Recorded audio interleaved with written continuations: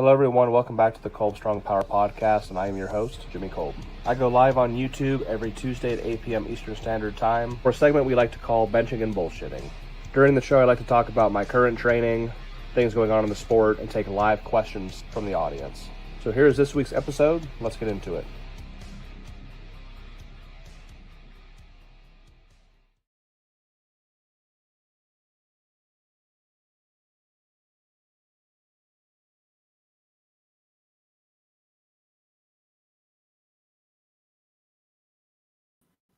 I was muted that entire time. So welcome to now episode 100. Thanks. Fucking rookie. Keeping it on mute. So this is episode 100. It feels like we should have been there a while ago. I was like, oh, episode 90. It's like I was in the 90s, like for 20 or 30 episodes or something. So glad to be here and glad to have you all on here as well. This is the 100th episode of Benching and Bullshitting with myself, and we're going to do a giveaway to celebrate this 100 episodes. My longest going. We've had the Power Podcast. We've had other things. Benching and Bullshitting has been the longest ongoing talk that I've done pretty much since doing anything as far as online and powerlifting goes. So we're going to do a giveaway, and for those that are watching, for those that are listening, and I'll say this a few times throughout the episodes, people hop on. In the description of this video is how you go to enter this giveaway. So what we're going to be giving away, we're going to choose a winner on Friday the 22nd. So all those that enter, we will choose somebody on Friday. What's going to be given away is we're going to throw in some Kolbstrong stickers, Legion energy drinks, a code for one free product on Legion Athletics. That's the company, the supplement company that I use. Code for 20% off my website, kolbstrong.com, a lift heavy keychain, and 2 Kolbstrong t-shirts. So all of that is for the giveaway celebrating episode 100. Thank you, Alexander. He says, congrats on your 100th episode. Thank you all for being here. So again, in the video description, there's a link, and you click that. That is how you're going to enter, and we will choose the winner come Friday the 22nd. So there we are. So thank you for being here. It's been cool. It's been a nice project, and I get to talk about benching, and I get to bullshit with you guys. That's why we come on here. So something I don't get to do very often. As much as you might think, I get messages, here and there, but this gives me a chance to just blab and talk about one of my favorite subjects, which is the bench press. So floor is open now that we got the formality out of the way. I will periodically tell oncoming viewers what we're doing to celebrate 100 episodes, but we'll continue on. There are no videos here today. I just, wanted to just talk. I just wanted to talk to y'all and just kind of see what's going on in the powerlifting world. Again, as far as me, training is going exceptionally well. Today, I actually was in the gym I have to edit it all together tonight for Patreon and YouTube members, but I went in and did kind of like a Trap Tuesday, except it wasn't really a Trap Tuesday. It was more like Thoracic Tuesday. Started out, I don't know if I was dehydrated, if my sodium was low, I don't know. I tried to go in and deadlift. That was a joke. Deadlifting for me is also just like one of the hardest damn things out there. So I'm not built for it at all. I got a bench press body, but I started out deadlifting. Didn't go super well. I was like, that kind of sucks. But I did 2 sets of 5. Nothing heavy, but just relative. Then I moved on to SSB upper back good mornings. I could talk about probably for an hour on a number of different things, and one of them would be the importance of doing thoracic work, or thoracic flexion and extension to build the back and to build the bench. Along with forearms, I think thoracic training is one of the most underutilized, overlooked, underrated 1, 2, 3 things parts of training that there are out there, especially when it comes to the bench. Again, coming from a bench only standpoint, there's probably some full power guys that absolutely, like Chris Joffe, Trevor Joffe. It's not Chris, it's Trevor Joffe. My bad, Trevor. Trevor Joffe is really, really big on thoracic work for the deadlift. He's got an 800 plus raw deadlift at like a really low body weight as well. But if for bench press, man, if you really think about how you build your arch in the bench, right, with the upper back, really think about what musculature is building and maintaining that arch. We're all obsessed with lats. Lats are everything, although they're not everything. I'm a big proponent about trap work, trapezius. If you think about the traps, the diamond-shaped muscle on our upper back, when you bench, 100% of that muscle, minus the front part that's facing this way, right? This is not contact with the pad, but all the back of the trap, right? So that muscle is like with 100% contact with the pad. So that's a very underutilized, overlooked muscle group when it comes to benching, but also the thoracic, the ability to thoracically extend or flex and extend. So I did like an hour and a half. I put all my eggs in one basket after my shitty attempt at deadlifting today. I just wasn't feeling it, man. The deadlift has been the most inconsistent lift of my entire career since I started lifting weights. It's just not my thing. So I put all my eggs in a basket, and that was the upper back good morning, the SSB upper back good morning. I did like an hour and a half of those. Top working weight. The most weight I've ever used for back good mornings is 700 pounds for like a set of 10. So I did like three or four sets of 10 with like 605 or 600 today. Get upper back good morning with the SSB. Hands go on top of the handles. Okay, you're pulling down. When I do my SSB high shrugs, I want the handles to be parallel to the floor. I'm actually pushing them up, maintaining that, and then shrugging. Here, I'm actually, hand looks rough today. Here, I'm actually hands on top of the handles and pulling them down and keeping pressure down. And I'm going to keep my midsection tight, blow up into the belt. Lower back stays arched or neutral, but then my upper back, I round over and flex by pulling the handles down, tucking my chin into my chest, and just rolling over and extending. And I mean, your upper back, that ability to thoracically flex and extend, people are like, oh, if you round your back, you're going to get hurt. I was told that for years. And then I started deadlifting with a rounded back, and my deadlift went up. For me, I mean, I still suck at deadlift, but like my deadlift went up because I was able to get my upper back involved in the lift by having an arched lower back and a curved upper back. So that kind of opened the door, and I started doing thoracic work everywhere.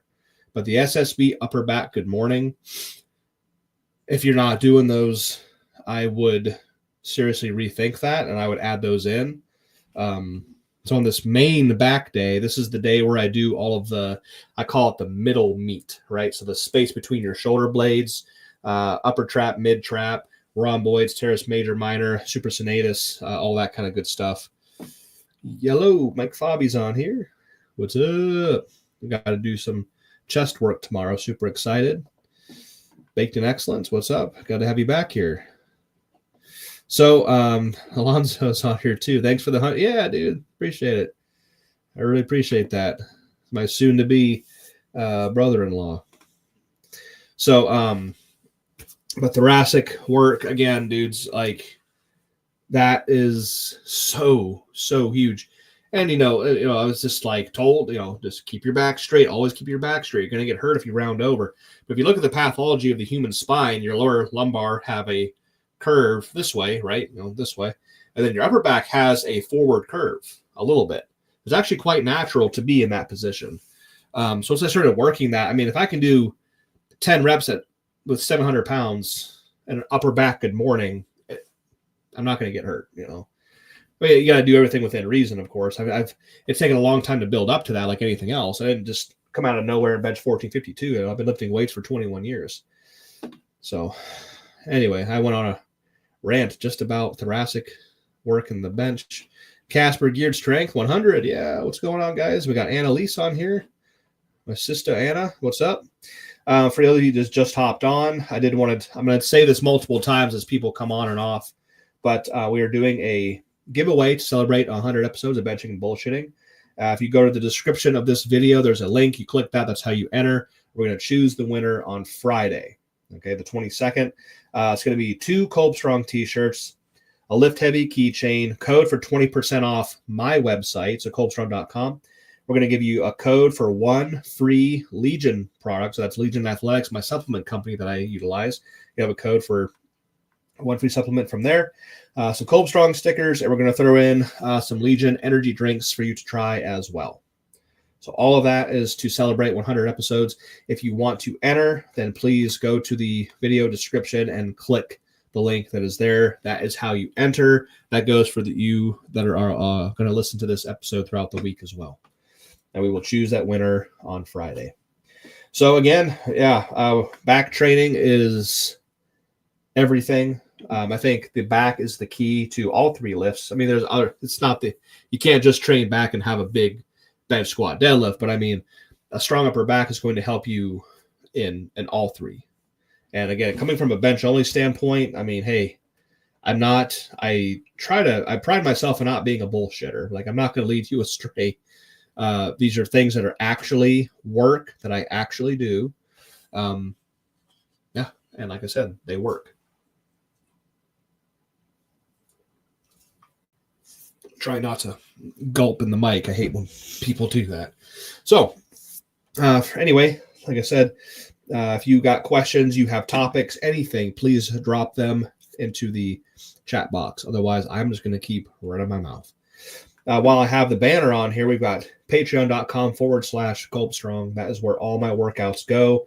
I was just talking about how I have to edit together tonight's video of all the back work that I did, which was some shitty deadlifts and then my hour and a half plus of upper back good morning. So all my training goes on Patreon. Also, YouTube members, if you don't want to have to download a new app, go through Patreon. You can go to YouTube, join members. You get the same content for $10 a month, no matter which one you choose, Patreon or YouTube members.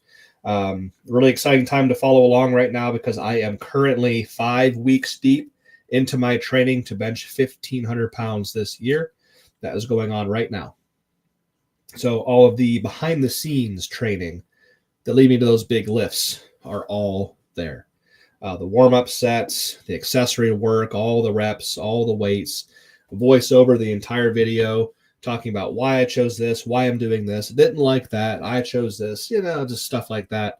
It's all there. The forearm training, the back training, the shirt work, it's all there. So $10 a month at patreon.com/Kolbstrong.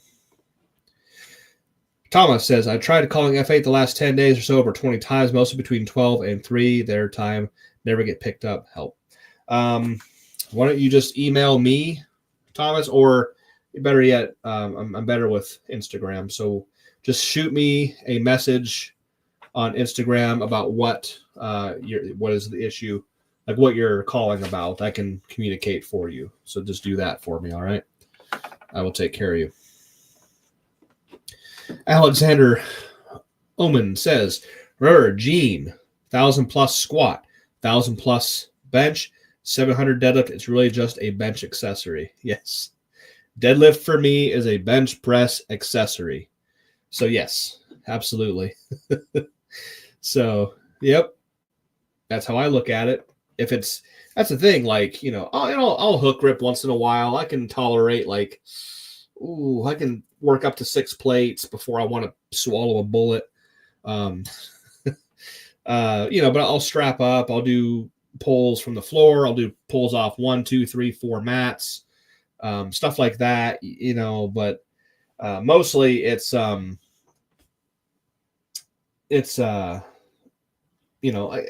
not deadlifting for the sake of building the deadlift. I am deadlifting to build my back, to build my bench.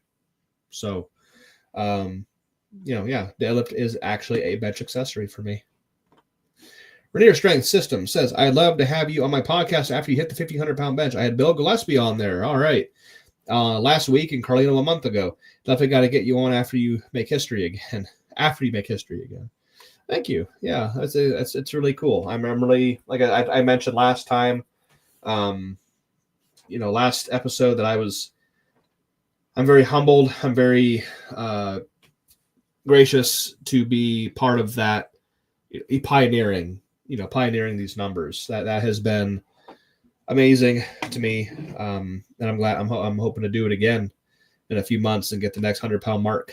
So yeah, it's really cool, man. It's been really good to me. And yeah, we'll talk. We'll definitely talk. Absolutely. I do have your email through from FA. Oh, that's fine too. If you want to do it that way, whatever is easiest for you, Thomas, just send me an email so that I can see what the product. Because I work under them. Like I am actually part of on the payroll, like with F8. So just email me, and I will take care of you. Baked in Excellence. After watching my video I sent you, do you have any tips? I don't think that's your Instagram name, but if you let me know who you are, I can look it up. I'm sure I've seen it, but I can't recall YouTube name to Instagram name. So let me know what your name, or you can message me right now on there and I'll see it. And then I'll be able to look at your video for you and I'll actually talk to you here. It is. He says it is. Okay. Oh, right there. Oh, shit. You just messaged me. Same. Okay, gotcha. Let's see. I'll watch it real quick. Right here. Let's see. I mean, not really, bro. He's doing his first 1,000 pound. It says, here's the description. 1,000 pounds reverse band bench. First time ever holding 1K was an insane feeling. I remember that. So I'll just pause right here for a little bit, guys. I'm looking at this video.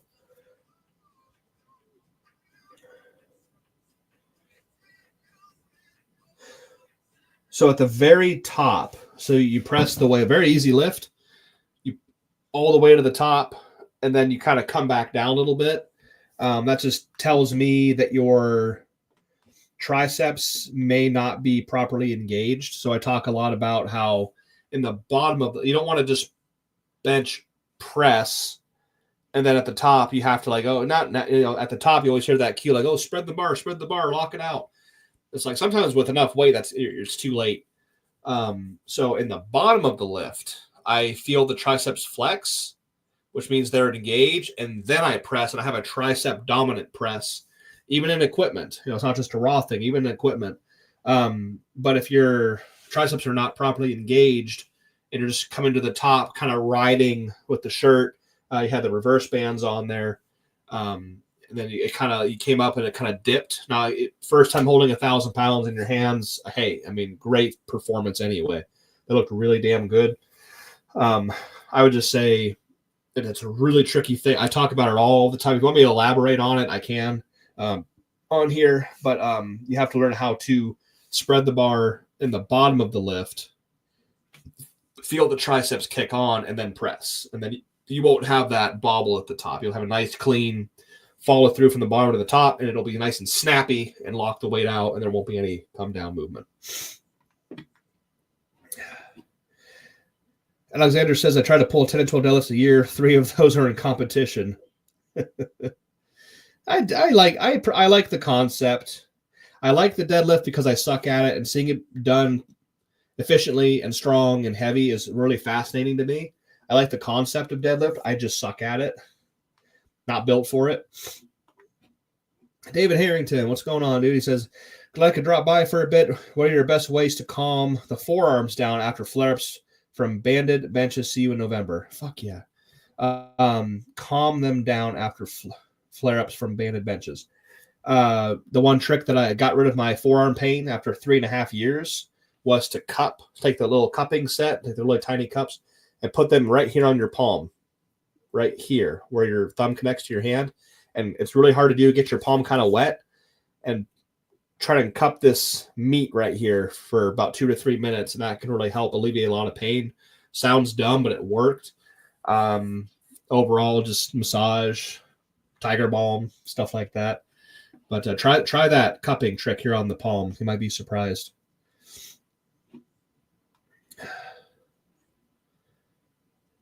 Okay.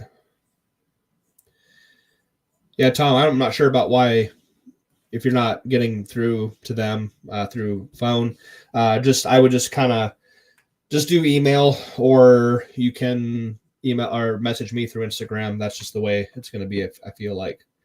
Iron Hippo's on here. It says, hey, Jimmy, what's going on, dude? Happy to have you on here. Big Nexus says, I felt it. I'm sure you did. First time with a grand is no joke. EWJ 515 100th. Yes, sir. Thank you for being on here. He says, I've been working my lockouts. Yes. It's a really tricky thing. What I will tell you to do, I'll try to explain this. I'm going to lower my camera just a smidge. So take a band. Take a light band, like a mini band. Okay? It's going to be your barbell for this exercise. You just kind of hold it loose in your hands, and you're going to lower it down to onto a board, like a 2 or 3 board. Now, with the band on the board, okay, the band does not leave. You come down. I'm going to bring my hands in so you can kind of see what I'm doing with a wide grip, but you have to keep it in frame. So bring it down to the board, touch, stop. From there, spread the band, like straight out, not down, but like straight out to the sides. And then reset. Okay, bring it down like you're going to touch, like if this is your barbell. Bring it down to the board, touch, and then feel the triceps go and extend. And get the feeling of what it means to extend off the boards instead of pushing. So if you just took the band out to the board and just pushed it back to the beginning, that's a press. If you bring it down and you stretch it, that's an extension. So once you get the feeling of what that means, then you take the empty bar out, come down to the board, touch, and then extend, and you'll feel the triceps kick on. Then you'll know what it means to extend off board instead of press. And then you can translate that to a working movement as an accessory. And then eventually, once you get into your gear, you can do that extension as well. It's really tricky, and I did it by accident. I found out by accident. It's it's not a super long story, but I've told it many, many times. If you're up for story time, I'll let you know. I can tell it, but it was an accident. I'm glad it happened. I learned a lot from it, and that's the trick to this whole thing. I'm definitely trying that tomorrow, he says. Yes. Just, again, it's super important. Again, you don't need a heavy band. Just, again, wide grip. So, like a wide grip. I'm just trying to keep it in frame so you know what I'm talking about. But wide grip on the band, and there's no tension on the band at all. You're just like holding it in your hands loose, like a barbell. Bring it down to the board. Don't leave the board. It touches. It stays there. Extend out to the sides. Reset. Come down. Extend to the side. Reset. Get that feeling of what it means to extend. Transfer that to the barbell. And then transfer that to your other movements. Okay? I think that'll work. Iron Hippo says, I finally hit 545 on a quit bench. Congrats. Awesome. I remember my first 545. I was very, very, very, very happy with it. Very happy. I think my first time ever touching in the gym with my first shirt, my double ply Karen Klein denim, I believe it was, man, what the fuck was it? I believe it was 550. Pretty sure it was 550. Took 6 months to get that first touch. That was wild. Touching for the first time was like fucking for the first time. It was insane. My eyes about popped out of my head. I never felt that feeling in my life, that pressure right in the sinuses and the eyes. It was addicting. I've been doing it ever since. Let's see. So I'll be trying that tomorrow. Sam says, great explanation. Thank you. That's that. I think at like 2 or 3 in the morning once, I was like, how can I, just telling my story about how I learned how to do it, that's one thing, but how can I teach this besides just like telling the story. How I need to develop a drill of some kind. So I call it my band drill, my board band drill or something. The name always changes. But it came to me like 3 a.m. I'm like, oh, if I take, I think I kind of, it started with like, you know, those bars that they have the handles and they have the springs, like the springs on, they can kind of spread like this, or you can bring it down and like compress the springs. So that's kind of like the baby step. So I was like, oh, well, if I take it back a step further, if I use just a band, touch the board and extend the band. Okay. I think I did it at Elite FTS with Tom Shepard. We started with the band. I showed him, okay, that's how you do it. Now take this bar that has that spring, right? Take it out. And then he did, and then he extended it. Then once the spring bottomed out, then the bar went up. And then we graduated to just the straight barbell. And that's what, okay, yeah, now extend. Just like this is an extension, so can the board work be extension as well. Baked and Excellent says, I'm chasing 700 at 198 body weight, so holding 1K was crazy. Fuck yeah, man. Hell yeah, that's crazy. He's sitting at 196. That's 5 times your body weight. 1,000, it was reverse bands, but like still, that's 5 times your body weight at 198. Oh yeah, dude. Let's see. Steve says, Jimmy, is there any weight for reverse grip where it hurts your hands too much? Or are you so used to it, there is no limit? No. Oh, no. It hurts. The most weight I've held reverse grip. Now, this is with a 30. My Kolbstrong bench bar had not been invented yet. So the best thing on the market at the time was the Sportcraft F8 bench bar, 30 millimeter bench bar. And the most weight I had ever held, still to this day, in a Widowmaker, I think I tripled 900 full range reverse grip. And boy, did it fucking hurt. Now, my Kolbstrong bench bar that is currently available at f8powerlifting.com is 35 millimeters. And I just went up to 785 reverse grip with a Widowmaker off like a 3-board or something. It was a single ply Widowmaker too. That was actually quite a bit of weight for that. 3 or 2 board for a triple. And that hurt, but it didn't hurt enough to where I was like, that's the limit. Like I couldn't go any higher. But to this day, 900 is the most I've held reverse grip because, and I actually have a, now this is a tripod. Okay. So don't get weird. Like if it's closed, it looks like something else, right? But no, so because if we bench this way, look how much surface area we have pronated. Like that's a lot of surface area to distribute that weight. Now I do my reverse grip, my style. Okay, now all that bar is sitting right here. A lot less surface area. So if you have a really thin bar, 28 millimeter, 30 millimeter, that's a lot of pressure right there on the bone right here. So, yeah, there's a limit. That's why people are like, well, if that grip is superior, Jimmy Kolb, why don't you compete with it? I'm like, good fucking question. Because it's a pain tolerance thing. I can only tolerate so much weight before it just becomes too unbearable. I'm hoping to eventually do like 1,000 pounds and do a full range rep with it. That'd be really cool. But it's so much fucking pressure here, That's why. So yeah, there is kind of a limit. But it's if I did it more often, then it would hurt less and less. It's like anything else. At one point, 225 was unbearable. I was like, oh, this is so uncomfortable. I can't do it. Once I kind of got over it and kept doing it and saw the results, I was like, whoa, this is actually, and then 405, and then 495, and 600, 800, 900. So if I did it more often, especially with our bigger, thicker Kolbstrong bench bar, I'm pretty sure I can work up to $1,000 pretty quick. I'd say quick. I mean like probably 2 or 3 months. That's quick in powerlifting terms. David Harrington says, I've shown so many people that band drill. In my opinion, the best way to teach pressing in gear. Thank you. That's great. Yeah, spread the knowledge. That's a great way. Absolutely.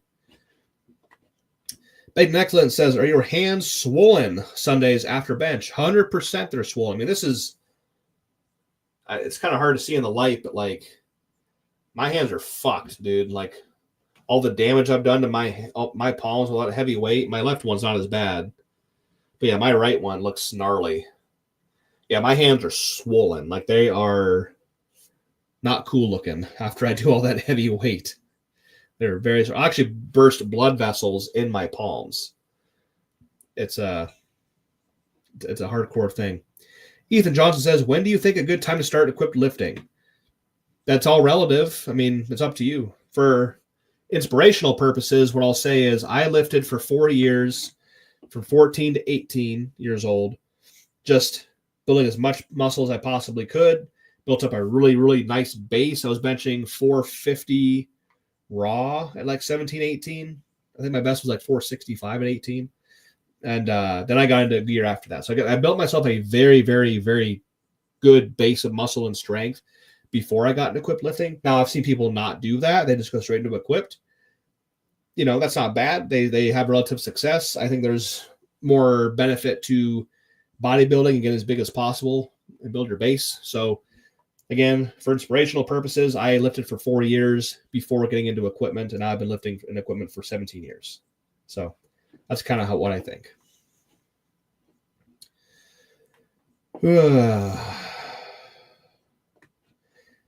If found freshly-ish, 1.5 knurling is too much for my baby hands for reverse grip bench press Kolb style. This is actually excruciating for the skin between the fingers. So he's saying the skin right here, this skin between your fingers when you hold my grip, this skin right here will never toughen up. It always hurts. Like when you start to squeeze the bar, it never gets any easier. Let's see. Any advice from my hands killing me trying to open up the 2.0? Any advice for my hands killing me trying to open up the 2.0? That's just going to come with time and tolerance over time. The answer to the test a lot of times is time. The answer to the test is time. That's what I say. It's going to take time and build up the tolerance. I remember my first time holding 1,000 pounds, and I thought the bar was going to actually sink through my palm into my forearm. How bad it hurt. Now 1,000 pounds is literally like 68% for me, and it's a toy. So it's just tolerance over time. Jeff Johnson's on here. Congrats on the 100th episode, bud. Thank you. If you're just tuning in, hopping on, like I said, I would repeat this several times. We are doing a giveaway on Friday the 22nd. If you go to the description of this video, click the link. That's how you enter. We're going to pick a winner on Friday. You're going to receive 2 Kolbstrong t-shirts, a lift heavy keychain, code for 20% off my website, kolbstrong.com, code for 1 free Legion product. That's the supplement company that I use. Kolbstrong stickers and some Legion energy drinks, some RTD ready to drink energy drinks that'll all be as part of celebrating 100 episodes. So if you want to enter into that, if you're listening, if you're watching, go to the video description and that's how you enter. Let's see. Manliness and Motivation says, I need to get a multiply shirt altered. Is my local upholstery shop the best, easiest place to get it done? Depends on what it is. If it's an Inzer, they'll never touch it for you because Inzer doesn't do that. If it's a Titan shirt, you can send it to Titan. They'll do it. If it's from Anderson Powerlifting, they'll alter shirts. I don't think F8 does that anymore for other brands. I think we just alter our own gear now. I've heard Ginny, she alters gear. I don't know where she might be out of like New York or something. So yeah, you could try your upholstery shop, but they're going to have to like take your shirt apart and then alter it and then put it back together properly. So, if you want to trust that they'll do it right, then go ahead. If anybody can help him out and put in the comments if you know of somebody who can alter equipment. The Magnum bench bar is thick. I love the feeling in my hands. Yeah, the Magnum is 32 millimeters. So that's a step up from all the 30 millimeter bars out there. But the Kolbstrong bar is an additional 3 on top of that, 35 millimeter bench bar. that's the bar that helped produce my most recent record, 1452 bench. My training and getting used to the 2.0 F8 band shirt was I am so glad I made the switch. So I went to the 2.0, and then I also competed with the Kolbstrong bench bar, and that's what produced my 1452. So right out the gate, 51-pound PR, competition PR. That's rare for me these days. That's a big PR. So that was the magic combination. I started equipped at 16, probably too soon. No, I don't think that's too soon. I mean, it just depends again. Like, did you start equipped at 16, but you had been lifting weights for 3 or 4 years prior? Or did you lift for 1 year and then, it's all relative. Like, you don't have to listen to me. That's just what I did.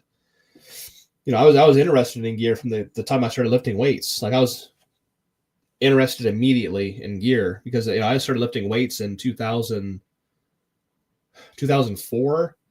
So Gene Richlack had just benched 1,000 pounds or 900. I forget it was 9 or 1,000 in 2004. If Alex is still listening, you can help me out. I know he did 900 and then 1,000, but I can't remember if it was 900 in 2004, then 1,000 in 2005. I think I know Kennelly did the first 800 in 2003. So I'm pretty sure it was 9 in 2004, then 1,000 in 2005. So, I mean, so I grew up watching that, and like Clay Brandenburg and Andy Bolton and Gary Frank, just to name a few, Mike the Mule Miller, Donnie Thompson, right? Matt Smith. I grew up with the golden era of Multiply and the WPO. That's what I grew up watching, even when I was 14. So I wanted to get into gear, but it wasn't until Adam Hicks threw me a spare, tore up, crappy 2-ply Karen Klein denim that I got into gear, and then it took a liking to it right away, very, very quick. And my first touch at 18 was 550. I'm pretty sure I benched 600 when I was still in high school at 18 or 19. One of the two, it was 19, yeah. And then I'd benched 7 at 19, 800 at 20, then 900 at 21. Thomas says 1K warm-up club. I mean, if you look at percentage, I'm not being funny. Like, if you look at percentages, I think you did the math for me the last time, Thomas. It was like 67.86 or something like that. But like 1,000 pounds for me is literally like by the books, by the numbers, is in the high 60s percentage-wise. So, but yeah, it doesn't feel like a toy, or it feels like a toy these days. It's pretty light. Manlyless says, I just need some sleeves pinched in, got a second-hand overkill. I mean, you could risk sending it back to Rudy, but I don't think you'll get it back in a timely manner.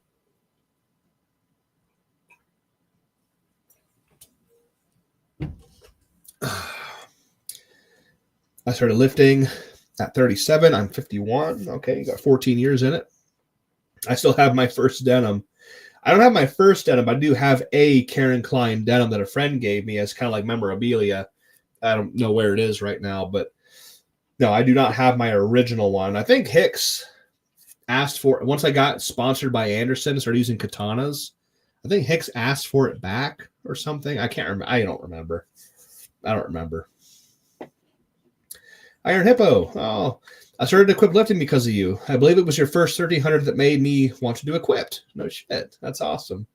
Glad I could motivate you. That's cool. That's really cool.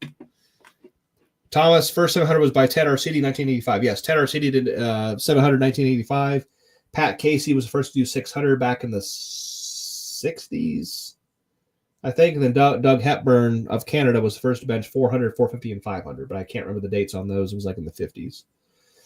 So just to think, like, as crazy as that sounds, but like there was a first person to bench 400. Like that was like the world record at one point. 400, 450, 500.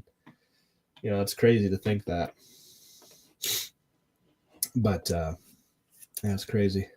What else we got here? So like I said, Ryan was first to do 8. 2003. Then Gene did 9 and 1,000. Meeker did 1,100. And then I've done 12, 13, 14. That's really cool to be a part of that. It's just, you can't. It's so humbling. It's so humbling. Glad to be a part of that. That's so cool. So, but yeah, training. Oh, we talked about back work. I started getting into questions, but yeah, this past weekend, man. Oh, fuck, man. I did the, I think I'm going to call it there. I did my second week of chain work and topped out. So the first week in my triple ply setup. It's not even my full kit yet. I haven't even gotten into my 4-ply like competition kit yet. In my triple ply setup, last week did 1,005 plus 300 in chains. This week in the exact same setup, triple ply 2.0, we hit 1,105 plus 300 pounds in chain weight. And chain weight set up to the point where it is in fact just about almost all the chain completely off the floor at the start. There's a couple of links, here and there kind of touching. But I wanted it to be as true a 300 pounds of chain weight that we possibly could. So, yeah, it's 1405 at the top, quite a bit at the bottom. That was not a massive deload of chain because my stroke is so short. If all the chain weight or like 95% of the chain was off the floor at the start, when I come down and I got like the short stroke, there's not a lot of deload. It's probably still 1250-ish or more in the bottom in my triple ply setup. So I think I said it in my Patreon video. That was the hardest 1,400 pounds has been in a training lift for me in probably two years. I think that the first time when I hit it in the competition, when I did my 1401 in July or June of 23, that was very, very difficult.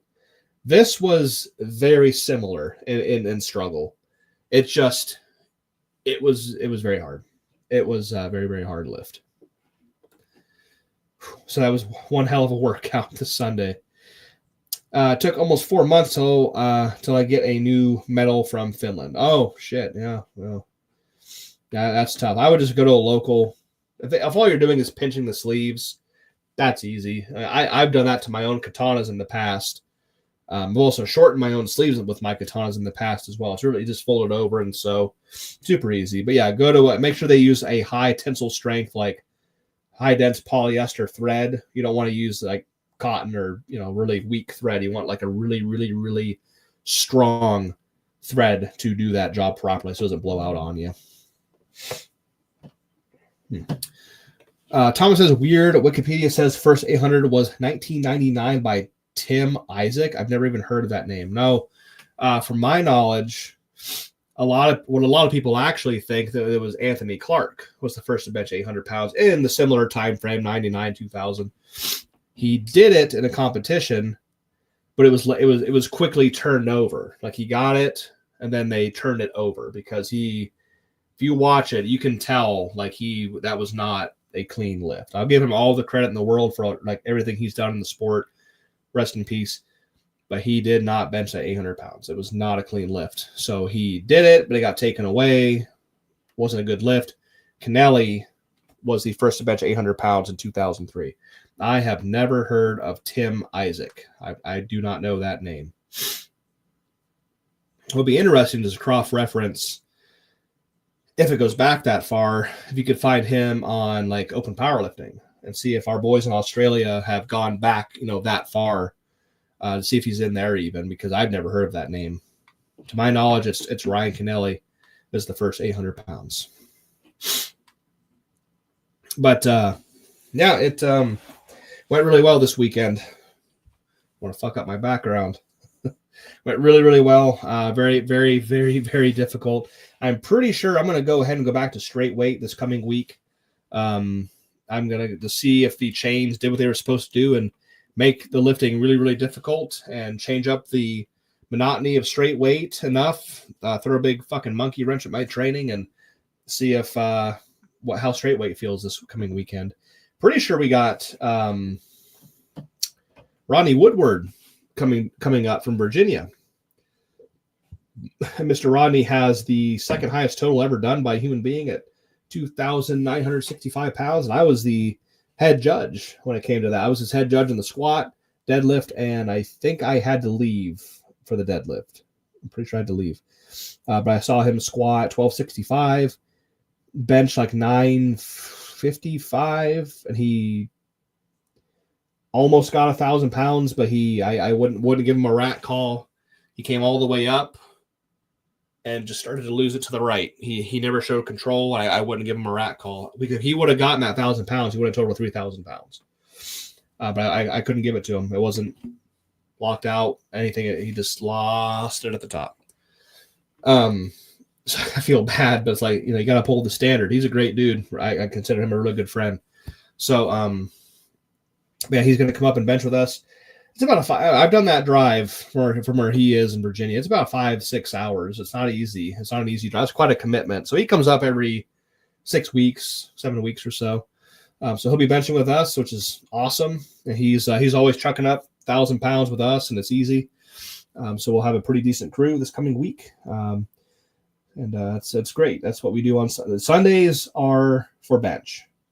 We drive 2.5 hours to get to at 814 F8 Customs Powerlifting, and bench for 2, 3, 4 hours and drive 2.5 hours back. Like Sundays are for bench. That's it. We can't do anything else. We do not have time.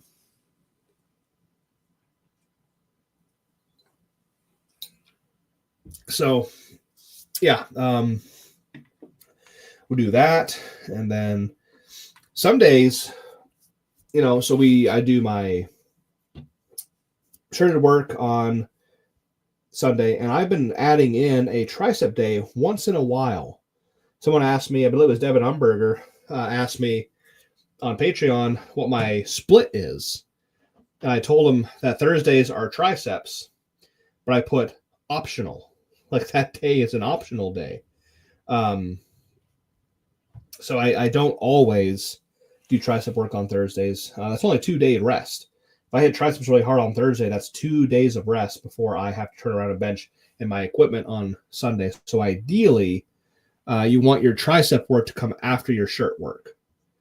That's the ideal thing. I try to put my tricep work as far away from my next heavy bench session as possible. So if I bench on my shirts on Sundays, I should do my tricep work on Sunday as well, so I have an entire week for my elbows to recover, for my triceps to recover, not be sore.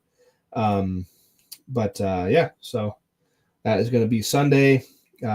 This, like I talked about, Tuesday, back work, right? Thoracic work, deadlift, trap work, heavily underutilized thoracic work, flexion and extension, trap work for benching. And then Thursday, possibly tricep work. Friday is my lat day. So I have 2 back days. One is a main back day and then a lat day where it's all lat work, pulling everything nice and low, right? Not even pinching my shoulder blade. If you want to train lats properly, don't pinch your shoulder blades. You can work your lats without pinching your shoulder blades together, pulling everything nice and low from the elbow, low and back. Do 3, 4, 5 different movements for lats on Fridays usually. And I bounce back and forth between Blackstone's and Shane's gym in Louisville. 2 great gyms. If you're ever in Ohio, when our friends came up from Virginia last summer, I took them on an Ohio gym tour. That's what we did. So we started at Blackstone's on one day because I was like, hey, this is where I got started. This whole crazy train powerlifting journey started at Blackstone's gym. Went there first. Then I took them to, it was over a year ago. What did we do next? Then I think the next day we went to Laura Phelps's gym, the Hive at Tiger Fitness. That was a long-ass drive. And then we went to West Side just to kind of visit, meet Tom, take the tour, see the gym, see the museum that it is now. And then we went from West Side, went to Elite FTS to finish out, to round out the gym tour, the Ohio gym tour. That was a fun one. I was embarrassed that they came up here. We were shooting out here. We live in the boondocks. We were shooting out in the driveway, shooting into the hill. And it was so it was the hottest, driest summer that Ohio has had since like 1945. It was the worst drought that Ohio has had since 1945. I was embarrassed. I'm like, guys, it's never this fucking hot up here. Like it just doesn't happen. It's humid and muggy, but like it was just like sitting in a conventional oven. So the workouts were not fantastic. Everywhere we went, we were just like, if you were not inside a building or inside your car with the AC on full blast, you were just fucking miserable. So to say, I mean, the workouts were kind of haphazard because we were so dehydrated, you just couldn't, you're just sweating. A lot of gyms up here in Ohio don't have AC. So when a gym has AC, I am really grateful. It's like we have AC. We have multiple AC units at F8 Powerlifting, 814 Barbell. Shane's gym up north has AC. Blackstone's does not. LUFTS, I'm pretty sure doesn't. West Side, we didn't work out there. We just took the tour. And Laura Phelps did not have AC either. It's just like a thing. But I appreciate having AC. I like to be comfortable. Let's see. Thomas says, at the meet held in downtown Phoenix Church and sponsored by the World Strength Federation, the 350 or so fans were loudly cheering for both Isaacs, but he does not have it on the Open Powerlifting site. In regards to 800 and Tim Isaac, hasn't competed on Open Powerlifting site info since 2001 either. I have never heard of him. That's news to me. That's news. Thank you for digging on that because I had no idea that was even a thing. So we've got about 8 minutes left. I'll go ahead and just open the floor again if you have anything you want me to talk about or cover or bullshit with you about. One last time, I'm pretty sure we haven't had anybody new hop on here, but the giveaway for the 100th episode of Benching and Bullshitting, go to the video description, click the link. That's how you enter. We will pick a winner on Friday the 22nd. Kolbstrong t-shirts, codes for free stuff and 20% off stuff, Kolbstrong stickers, energy drinks, you name it. We're going to give that away to a lucky winner on Friday. So it will take time for me to make the t-shirts and stuff. I got to figure out what size do you wear. Okay, I got to go get 2 of them and whatever, but we will pick the winner on Friday and make sure we announce that. Yeah, send the links, Thomas. That'd be great if you did that. Never heard of the WSF either. Yeah, World Strength Federation. I've never heard of that. I mean, now I could see maybe it's an unsanctioned lift, I suppose. I don't know. I mean, World Strength Federation. Never have I heard of that. I mean, I was thinking maybe it's like a non-sanctioned type or a exhibition type or something. But as far as the official records are concerned, to my knowledge, it's still Ryan Kennelly, the first 800 pounds. But I don't know. Yeah, send me the links. Send me the info. I'd appreciate that. But yeah, no. Again, if you want to come and watch, if you're in the area, if you happen to be driving through Ohio on November 15th, that's where I'm going to be competing next. It's going to be a fun time. A good friend of mine already made the offer very, very graciously to help pay for the hotel for us. So that was really great. So that's already covered. That's good to go. I'm not sure what the plan is, where we're going to stay, but we're definitely going to be in a nice hotel that has AC because in Penn State area over in Pennsylvania, apparently a lot of places do not have AC, and it's such a common thing in that area that they don't even list it as like property that does not have AC, does not have Wi-Fi. It's just a known fact. So sleeping in a building with no AC the night before competition was not the most ideal thing, but it was so cool and awesome to hang out with our friends from Virginia that drove up. That was a surprise of the year, I'd say, to see them up there. F8 Powerlifting will be going to the Arnold this coming year, so looking forward to that. I know a lot of people fly in from all over the world to come to the Arnold every year. It's the Arnold 2026. F8 Powerlifting will be there. We will have a gigantic booth, a 30-foot booth.